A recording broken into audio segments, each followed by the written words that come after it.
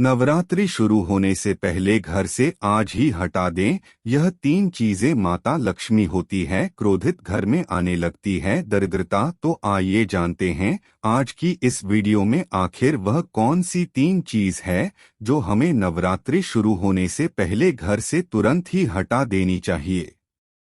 नमस्कार, आपका स्वागत है। अगर आप अपनी लाइफ में कुछ नया सीखना चाहते हैं तो दिव्य दृष्टि ऑफिशियल यूट्यूब चैनल को सब्सक्राइब जरूर करिएगा। जैसा कि आपको पता ही है कि नवरात्रि के पर्व का इंतजार काफी बेसब्री से पूरे भारत में चल रहा है, क्योंकि इन दिनों में हम माता रानी का स्वागत करते हैं और व्रत रखते हैं। नवरात्रि का महापर्व बहुत ही शुभ और मंगलकारी माना जाता है। नवरात्रि के पूरे 9 दिन गंगाजल की हर एक बूंद की तरह पवित्र माने जाते हैं। ये शुभ समय भक्तों के जीवन में खुशियों की सौगात लेकर आता है। आपको बता दें 2023 में इस साल में दुर्गा हाथी पर सवार होकर पृथ्वी लोक में पधारेंगे। शास्त्रों में वर्णित तथा मान्यताओं के अनुसार यदि शारदीय नवरात्रि पर यदि मां दुर्गा का आगमन उनकी वाहन सिंह नहीं बल्कि हाथी पर होगा तो मान्यता है कि मां दुर्गा का हाथी पर सवार होकर आना बहुत ही शुभ और कल्याणकारी माना जाता है।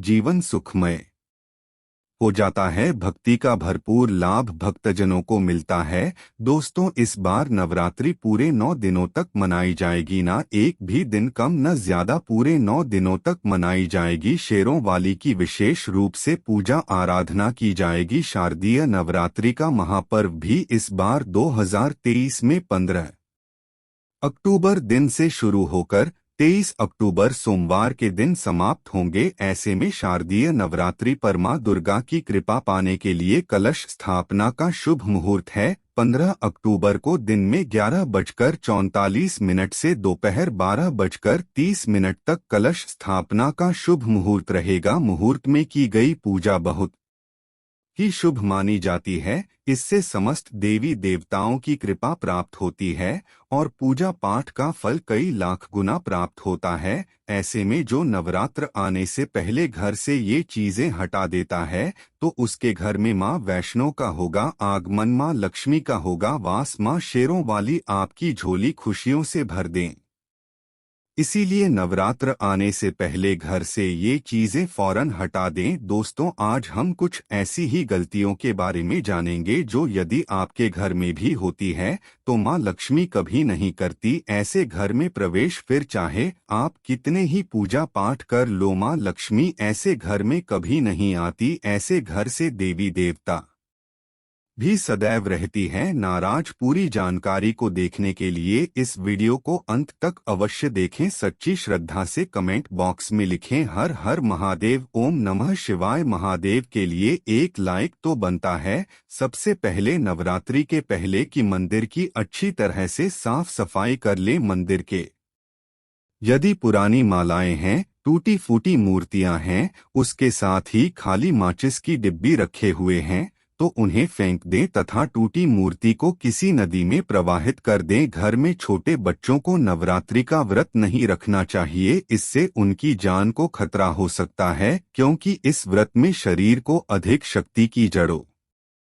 होती है। माता शेरों वाली की तस्वीर यदि कांच के फ्रेम की है और वह कांच हल्की सी भी यदि टूटी हुई हो तो ऐसी कांड को बदलवा वाले या ऐसी तस्वीर को जल में विसर्जित कर दें। टूटी मूर्ति की पूजा करने से, टूटी तस्वीर की पूजा करने से आपकी वृद्धा व्रत आदि सब टूट जाता है, आपका व्रत खंडित हो जाता है। नवरात्रि के 9 दिन बहुत ही पवित्र होते हैं। नवरात्रि के 9 दिनों में आचार विचार और घर को साफ सुथरा और पवित्र रखना अति आवश्यक है। इसीलिए नवरात्रि के 9 दिनों में ब्रह्मचर्य का पालन किया जाता है और तामसिक भोजन ग्रहण नहीं किया जाता। नवरात्रि के 9 दिनों में माता रानी के भक्तों को प्याज, लहसुन, मांस, मदिरा और अंडे से दूर रहना चाहिए। अधिकतर भक्त इन नियमों का पालन भी करते, किंतु वह एक गलती कर बैठते हैं। वो नवरात्रि के 9 दिनों में अपने घर इन चीजों को रख लेते हैं।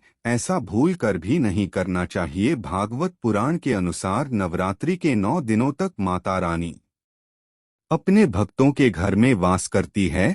यदि आप भी चाहते हैं कि माता रानी आपके घर में बात करें, तो आप अपने घर के वातावरण को पवित्र रखें और नवरात्रि शुरू होने से पहले ही अपने घर से प्याज, लहसुन, मीट, अंडा और मदिरा को बाहर निकाल दें। अपने घर साफ रखें। इन वस्तुओं को घर से बाहर निकला ने के पश्चात अपने घर में गंगाजल का छिड़काव अवश्य करें। भगवत गीता में भगवान कृष्ण कहते हैं, बगैर गंगाजल छिड़काव कोई भी मंगल कार्य सफल नहीं माना जाता। गंगाजल का छिड़काव स्वयं भगवत गीता में श्री कृष्ण ने बताया था। आपके घर में गंगाजल न हो तो मार्केट से गौमूत्र ला सकते हैं और गौमूत्र लाकर आप गौमूत्र का अपने घर में छिड़काव करें। बस थोड़ा सा पानी में डाल लें, इससे आपके घर का पवित्र हो जाएगा। घर में मौजूद नेगेटिव ऊर्जा भी नष्ट हो जाएगी और जिस घर में वातावरण पवित्र होता है और आत्म पूजा नहीं होती, वहां माता रानी का वास सदैव होता है। नवरात्रि के पहले आप अपने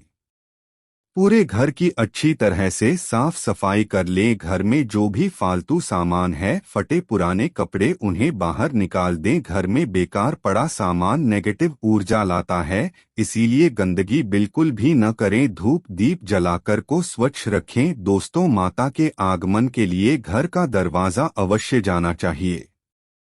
इससे माता आकर्षित होती है और घर के द्वार में प्रवेश करती है। माँ के आगमन के लिए द्वार को फूलों से सजाना चाहिए। दोस्तों, कई लोग ऐसे हैं जो माता रानी की चौकी कागज बिछाकर बनाते हैं, जो कि बिल्कुल गलत माना गया है। माता की चौकी के लिए आप नीचे लाल कपड़ा ही बिछाएं।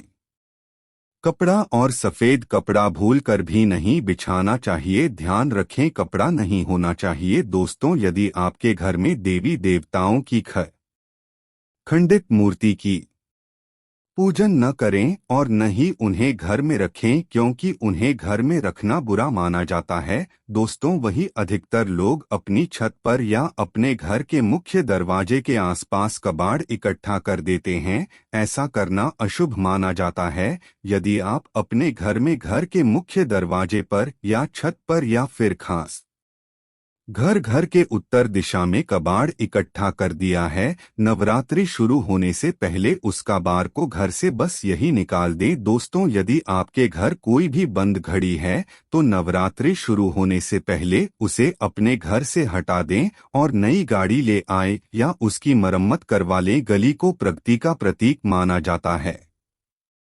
बंद घड़ी समय से पीछे चलने वाली हमारी प्रगति में बाधा डालती है, इसीलिए नवरात्रि शुरू होने से पहले ही आप बंद घड़ी को घर से बाहर निकाल दें। दोस्तों, यदि आपके घर के मंदिर में किसी भी तरह का कोई फालतू सामान रखा है, जैसे कि सड़े गले फूल, अगरबत्ती, धूपबत्ती के डिब्बे या माचिस आदि के डिब्बे, या कोई भी खाली पैकेट मंदिर में न रखें, या फिर कोई फटी पुरानी धार्मिक पुस्तक या भगवान की कोई भी पुराने कपड़े जो फट गए या मुकुट माला जो खराब हो गई है, तो उन्हें आप जितना जल्दी हो सके अपने मंदिर से नवरात्रि से पहले आप अपने मंदिर की और मंदिर के आसपास की साफ सफाई अवश्य ही करें, तभी कि माता रानी की चौकी स्थापित करें। इसके साथ ही आप अपने धन रखने के स्थान की सफाई भी अवश्य करें, क्योंकि नवरात्रि के दौरान मां लक्ष्मी भी गृह प्रवेश करती है।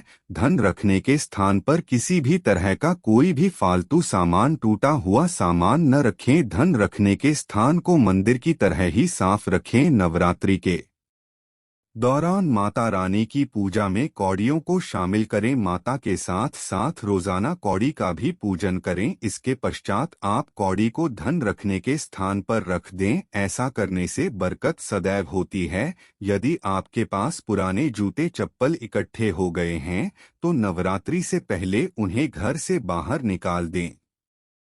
पुराने जूते चप्पल की अशुभता के कारण ही घर में नेगेटिव ऊर्जा आती है और घर में अशांति और कलह का माहौल रहता है। नवरात्रि आने से पहले घर से जाला निकालना न भूलें। यदि जिस घर में जाला है उस घर में माता रानी कभी वास नहीं करती। साथ ही साथ टूटे फूटे बर्तन यदि घर में पड़े हैं या टूटा हुआ आईना भी यदि घर में हो तो उसे भी निकाल दें। घर में टूटे फूटे ईंट पत्थर भी नहीं रखना चाहिए, इससे मां लक्ष्मी नाराज हो जाती है अब हम जानते हैं नवरात्रों के दौरान क्या नहीं खाना चाहिए और क्या नहीं पीना चाहिए और कौन सा फल खाने से व्रत संपूर्ण और सफल हो जाता है। दोस्तों, हमारे चैनल को सब्सक्राइब अवश्य करें और बेल आइकन को दबाना ना भूलें। तो आइए शुरू करते हैं। दोस्तों, नवरात्रि के दिन से अवश्य खाना चाहिए। शास्त्रों में बताया जाता है कि भगवान के भोग में सेब आदि अवश्य अर्पित किया जाता है। यदि आपका व्रत है तो आपको सेब अवश्य खाना चाहिए। केला, पपीता, तरबूज और मीठे अंगूर अवश्य खाना चाहिए। इन फलों से व्रतधारी को शक्ति मिलती है, संपूर्ण हो जाता है। शास्त्रों में बताया जाता है कि नवरात्रों के दिनों में सीताफल अवश्य खाना। सीताफल खाने से 10 ऐसी बीमारियां हैं जो खत्म हो जाती हैं। माना जाता है कि नवरात्रों के दिनों में सीताफल का घर में प्रवेश होना बड़ा ही शुभ माना गया है। सीताफल खाने से नवरात्रि का व्रत सफल हो जाता है, क्योंकि इसमें माता सीता का आशीर्वाद मिला हुआ होता है। नवरात्रि के दौरान इसे जो भी खाता है उसे दुखों का सामना नहीं करना पड़ता। सीताफल आपको अवश्य खाना चाहिए। दोस्तों, नवरात्रों में व्रतधारी को डब्बा बंद लस्सी बंद जूस पीना चाहिए। उसमें कई केमिकल मिले होते हैं जिसके कारण आपका व्रत टूट सकता है। जब भी आप फलों का जूस पिए तो याद रखें उसमें नमक न डालें, नहीं तो ब्लड टूट जाएगा। साथ ही साथ जूस में बर्फ भी नहीं डालना चाहिए। फलों का सादा जूस पीने से व्रत सफल होता है। दोस्तों, नवरात्र के दौरान सिंघाड़े का आटा या कुट्टू का आटा खाने से पहले यह देख लें कि आटा पुराना नहीं होना चाहिए, क्योंकि पुराने आटे में कीड़े वगैरह बढ़ जाती है। इसके कारण आपका व्रत टूट सकता है, क्योंकि ये छोटे छोटे कीड़े हमें दिखाई नहीं देते और आपके मुंह तक पहुंच जाते हैं। पैसा आटा खाना मत। कीड़े मकोड़ों का मांस खाने के बराबर माना गया है। दोस्तों, नवरात्रि के दौरान आप शाम के समय खाने में दही ले सकते हैं, आलू वगैरह खा सकते हैं, साबूदाने की टिकिया बनाकर खा सकते हैं, साबूदाने की और आलू के पापड़ भी खा सकते हैं। कई सब्जियां तो ऐसी हैं जो नवरात्रि के दौरान भोजन में शामिल। इससे आपको एनर्जी मिलेगी और नवरात्रि के दौरान आप दूध पी सकते हैं जो आपको ताकत देगा। चाय वगैरह भी पी सकते हैं, किंतु याद रहे उसमें नमक डालें। एक बात का ध्यान रहे, व्रतधारी को पेट भर खाना यानी गले तक भोजन नहीं करना चाहिए, नहीं तो व्रत रखने का कोई भी फायदा नहीं होगा।